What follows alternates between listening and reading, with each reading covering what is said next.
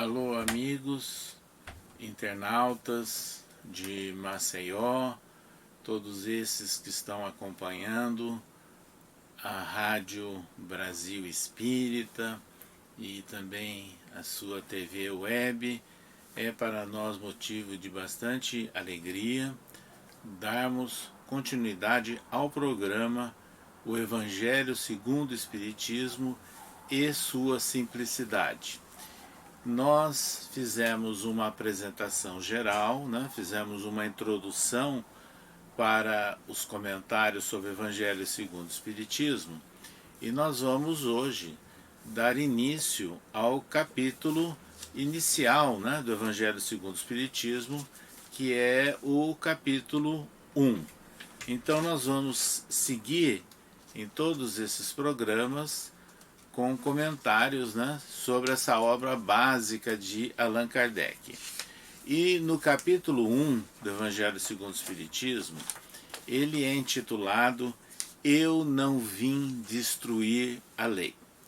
Para nós é muito importante o fato de Allan Kardec ter colocado como primeiro capítulo exatamente esse título. E aí ele faz referência as leis trazidas ou intermediadas por Moisés, os 10 mandamentos. Aliás, para nós espíritas é muito interessante, porque o registro é que Moisés subiu à montanha e lá ele recebeu os 10 mandamentos que foram registrados diretamente em nome de Deus em pedra. Chico Xavier, num programa de TV famoso em São Paulo, o Pinga Fogo, no ano de 1972, ele fez referência que seria, na verdade, o primeiro exemplo de escrita direta, ou seja, onde espíritos escrevem diretamente sobre um objeto material. E aí, os 10 mandamentos seriam, portanto, escritas por parte de espíritos, escrevendo em nome de Deus e deixando, então, aquela legislação que seria imorredoura para todos nós. E é interessante que Allan Kardec, ele começa fazendo os comentários, obviamente, sobre a lei de Moisés. Mas por que ele colocou versículos de Mateus? Não penseis que vim destruir a lei ou os profetas. Eu não vim destruí-los, mas dar-lhes cumprimento. Porque eu vos digo em verdade que o céu e a terra não passarão antes que tudo o que está na lei seja cumprido perfeitamente até um único iota ou um único ponto. Então, para nós espíritas, é claro que nós adotamos os 10 mandamentos. Jesus adotou os 10 mandamentos. Então, quando ele dizia, eu não vim destruir a lei, mas dar-lhe cumprimento, ele estava, na verdade, referendando o início da legislação, em nome de Deus, que inicia os livros básicos, os textos iniciais do Antigo Testamento, portanto, o Torá. E é interessante, então, que Allan Kardec coloca Moisés como o primeiro grande revelador. Ele foi um intermediário para que as leis universais de Deus viessem para nós, os homens. Entretanto, nós encontramos no Antigo Testamento, como desde os livros de Moisés, também algumas informações, algumas normas que não seriam divinas, seriam civis, ou seja, feitas para orientar a humanidade, a civilização daquela época, naquele contexto. Então é isso que nós temos que entender. Então por isso é que Jesus muitas vezes dizia, ouvistes o que foi dito aos antigos, eu porém vos digo. Então Jesus referendava os 10 mandamentos, mas ele trazia já alguma remodelação, uma adequação para uma nova época, com relação àquelas recomendações que eram muito específicas para um tempo que já era passado. E aí nós temos várias situações que a gente pode deixar claro, né? Por exemplo, a tradição da justiça do Antigo Testamento, do dente por dente, olho por olho, Jesus não adotou, pelo contrário, ele substituiu pela lei da misericórdia, da oportunidade, mostrando que Deus é a expressão maior da bondade, da paternidade e da misericórdia. Então, daí a razão, ouvistes o que foi dito aos antigos, eu, porém, vos digo. Então, a partir daí, Allan Kardec coloca o Cristo como sendo, na verdade, o segundo grande marco na história, né? Se nós tivermos Moisés com os 10 mandamentos, Jesus trouxe, na verdade, a lei do amor. E aí escreveu Kardec, Jesus não veio destruir a lei, quer dizer, a lei de Deus. Ele veio cumpri-la, quer dizer, desenvolvê-la, dar-lhe o seu verdadeiro sentido, apropriá-la ao grau de adiantamento dos homens. Por isso se encontra nessa lei o princípio dos deveres para com Deus e para com o próximo. Então, é isso que nós começamos a perceber em todos os ensinos de Jesus. Então, é o princípio da lei, da fé em Deus, a certeza num Deus único, da esperança com vistas à possibilidade da melhoria do homem e da prática da caridade, amar ao próximo como a si mesmo. E Jesus é colocado por Allan Kardec como sendo o nosso guia e modelo. Então ele é uma referência para nós. E tanto é referência que nós encontramos, né, ao longo de todos os textos que assinalam os marcos da civilização humana, o antes e o depois de Cristo. Então Jesus ele foi realmente um marco inicial. Ele trouxe uma grande novidade. Ele trouxe aquilo que nós chamamos a boa nova, né, ao homem, à humanidade. Então é importante quando nós olhamos esse capítulo 1 do Evangelho segundo o Espiritismo, porque nós encontramos Moisés sendo intermediário das leis de Deus, Jesus complementando as informações também sobre as leis de Deus, mas adequando-a, né, ao grau de conhecimento e preparando as bases de um novo relacionamento, de uma nova civilização.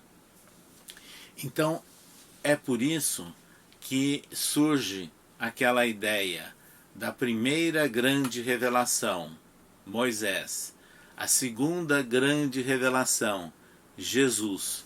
E aqui, nesse capítulo inicial do Evangelho segundo o Espiritismo, o Espiritismo é apresentado como a continuidade de tudo isso, que seria então a terceira grande revelação. Então o Espiritismo, ele não contradiz as leis ou os 10 mandamentos, né, de que Moisés foi intermediário. Ele não contradiz Jesus, muito ao contrário. Ele se fundamenta, né, nessas leis que são de Deus, mas traz um conceito que dilata, amplia as perspectivas. Qual é o conceito? A certeza de que nós somos espíritos imortais. E sendo espíritos imortais, nós estamos sujeitos também às vidas múltiplas, às idas e vindas, né, do mundo espiritual para o mundo corpóreo, ou seja, a lei da reencarnação. Então, com base na certeza da imortalidade da alma e sabendo que nós somos seres espirituais reencarnados, portanto, viajores da eternidade, é que nós vamos agora rememorando fatos e reaprendendo, né, aqueles ensinos seculares e agora com uma visão mais clara trazida pelo Espiritismo, sem imposição, mas ensejando, acima de tudo, o novo pensamento, a reflexão, o uso da razão. Então isso é muito importante. E nesse capítulo 1 do Evangelho segundo o Espiritismo, é importante nós destacarmos também que, além de Kardec analisar Moisés, Jesus e o Espiritismo como uma complementação, né, ele introduz um item chamado Aliança da Ciência e da Religião. É muito interessante isso, principalmente sabendo que Kardec escreveu esse livro, Evangelho segundo o Espiritismo, no século XIX, quando havia aí uma oposição, né, das religiões tradicionais à própria ciência, a não aceitação da liberdade de pensamento, a liberdade de consciência. Aí Allan Kardec vem reforçar e aceitar a ciência, né, e introduzir ideias da ciência para que nós valorizemos dentro do Espiritismo. Sabe por quê? Porque Allan Kardec ele deixa claro que o Espiritismo ele não vem com aquela ideia tradicional do passado, de outras religiões, de milagre. O que seria o conceito de milagre? Seria a derrogação das leis de Deus, o que é impossível. Não. O Espiritismo vem nos mostrar que nós não estamos derrogando leis da natureza, nós não estamos fazendo milagre. Nós estamos utilizando de leis da natureza que nós estamos aprendendo agora, que nós desconhecíamos. Então, as ideias relacionadas com a imortalidade da alma, a comunicação dos espíritos, os vários tipos de mediunidade, utilizam leis da natureza, apenas eram desconhecidas. E hoje é possível, e cada vez mais vem sendo analisado pela própria ciência, o estudo de fenômenos, né? Então, já na época de Kardec, e logo depois Kardec, surgiram cientistas que estudaram as manifestações mediúnicas, médiuns psicofônicos, médiuns de materialização, não é? De transporte de objetos. E hoje nós temos no meio científico, em vários países, né, desenvolvidos do hemisfério norte, que estudam aqueles casos de morte aparente em que a pessoa tem sensações de terem visto o mundo espiritual enquanto estavam num estado de coma, num estado muito grave, ou pessoas que têm lembranças de vidas passadas e que são confrontadas depois, são analisadas e confirmam-se aquelas informações de que eles realmente davam informações fidedignas, né? Crianças, jovens e pessoas falando de outros países, de outros lugares, descrevendo sem nunca terem conhecimento daquelas situações, daquelas condições. Então tudo isso tem sido realmente hoje bastante analisado. Então Allan Kardec escreveu de uma forma que foi uma predição, vamos assim dizer, porque ele escreveu o livro Evangelho segundo o Espiritismo no ano de 1864 e ele anotou: a ciência e a religião não puderam se entender até hoje, porque cada um, examinando as coisas sob o seu ponto de vista exclusivo, se repeliam mutuamente. Então agora esse elo de aproximação é viável, né, com os conceitos trazidos pelo Espiritismo e também não fechando questão. Nós não podemos então sermos antagônicos, contrários a estudos, pesquisas, nada disso. Mas é isso que deve ser valorizado. Então a ideia da religiosidade, né, que é trazida pelos espíritos e que Allan Kardec sintetiza nas suas obras básicas, é um sentimento de valorização das leis da natureza. Então o espiritismo é uma religião? É, mas é uma religião diferente, porque se aceita no reconhecimento das próprias leis da natureza. E na ideia de religiosidade é a ideia que emana de Jesus, de respeito ao próximo como a si mesmo.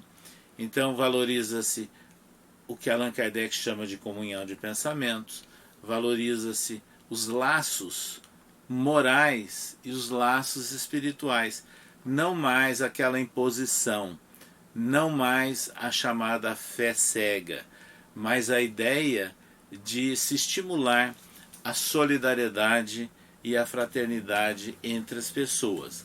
Então, exatamente é isso que é tratado, né, nesse capítulo 1 do Evangelho segundo o Espiritismo. Não vim destruir a lei.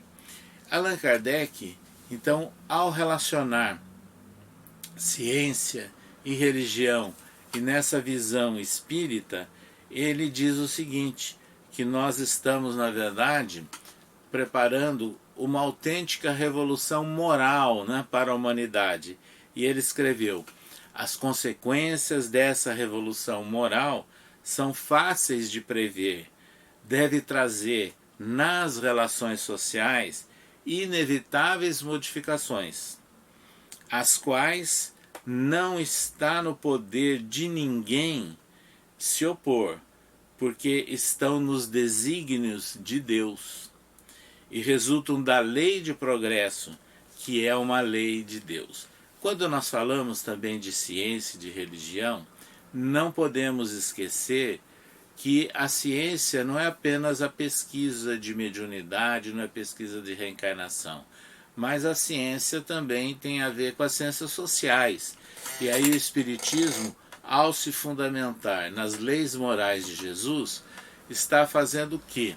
Está fortalecendo ensinos de Jesus como a base para uma nova forma de relação entre as pessoas. Ou seja, é a ideia de se criar uma nova sociedade, uma nova civilização. Então aí vem uma instrução espiritual que Allan Kardec incluiu, porque ele, em todos os capítulos do Evangelho segundo o Espiritismo, Allan Kardec colocava mensagens ou instruções espirituais também. E ele inclui uma que se chama a Era Nova. E aí o espírito, que é Erasto, começa dizendo o seguinte, Deus é único, e Moisés, o espírito que Deus enviou em missão para o fazer conhecer não somente aos hebreus, mas ainda aos povos pagãos. O povo hebreu foi o instrumento de que Deus se serviu para fazer a sua revelação por Moisés e pelos profetas.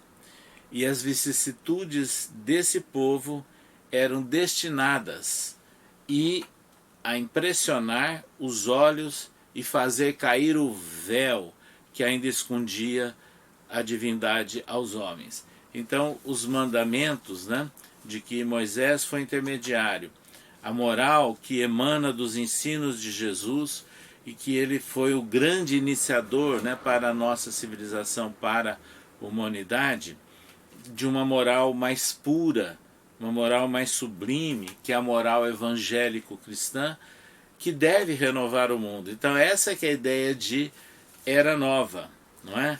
É essa renovação baseada no ensino moral de Jesus, nessa novidade que trouxe Jesus. Então o espírito de Erasto e também o espírito israelita, ambos escrevem sobre a Era Nova, enfatizando exatamente esses aspectos. E são as ideias morais, né, que vão sensibilizando o homem e levando a um processo de mudança interior, de transformação. Isso é o chamado progresso espiritual que nós deveremos realmente adotar em nossas vidas. Vamos nos esforçar para adotar toda essa prática ensinada por Jesus, porque agora nós temos uma razão a mais. Sabedores de que nós somos espíritos imortais, nada melhor do que adotar nessa vida corpórea aquilo que seja imorredouro, porque o bem e o mal, então, tem consequências inevitáveis. E nessas condições, se nós praticarmos o mal ou negligenciarmos, evidentemente que haverá consequências. Então nós temos que pensar sempre naquilo que é melhor para o nosso espírito imortal. É esse o grande esforço que nós temos que fazer em nossas vidas. Então, a ideia que o Espiritismo nos traz com a certeza da imortalidade da alma, das vidas sucessivas, e que Deus é o nosso Pai, expressão maior da bondade, da paternidade e da misericórdia, é que nós estamos todos num processo de aprendizagem espiritual, todos sujeitos a um caminho que pode levar à evolução de nossos espíritos. E então nós vamos encontrar aqui, também no Evangelho segundo o Espiritismo, uma outra mensagem que foi assinada também por Erasto. Diz o seguinte: Santo Agostinho é um dos maiores divulgadores do Espiritismo. Ele se manifesta quase por toda parte.